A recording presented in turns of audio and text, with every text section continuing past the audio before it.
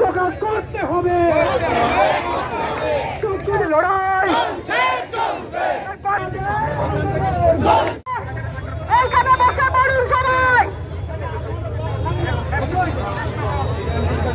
আজকে আমরা রাস্তায় নেমেছি তার জন্য দায়ী হচ্ছে একমাত্র আমাদের রাজ্য সরকার।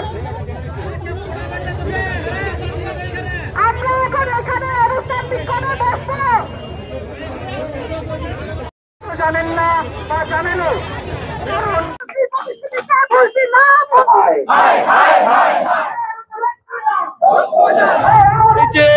যোগ্য অযোগ্য তালিকা যদি এসএসসি আগেই প্রকাশ করে দিত তাহলে এইরকম রায় আজকে আমাদের হতো না।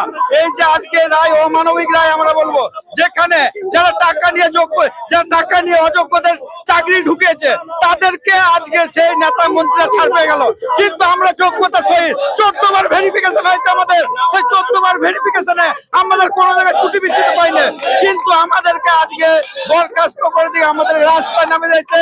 আমাদের বাড়িতে বৃদ্ধ বাবা মা ছোট ছোট বাচ্চা রয়েছে, অনেকে চিকিৎসা রয়েছে, তাহলে আমরা আজ কোথায় যাব?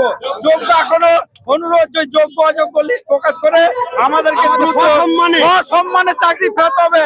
মুখ্যমন্ত্রী ললিপপ আমরা মানবো না, পরীক্ষা দেবো না।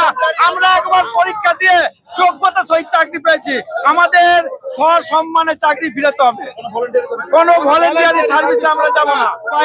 আমি আসুর আলী জ্যোতিষচন্দ্র হাই স্কুলের ভূগোলের শিক্ষক, একজন যোগ্য শিক্ষক।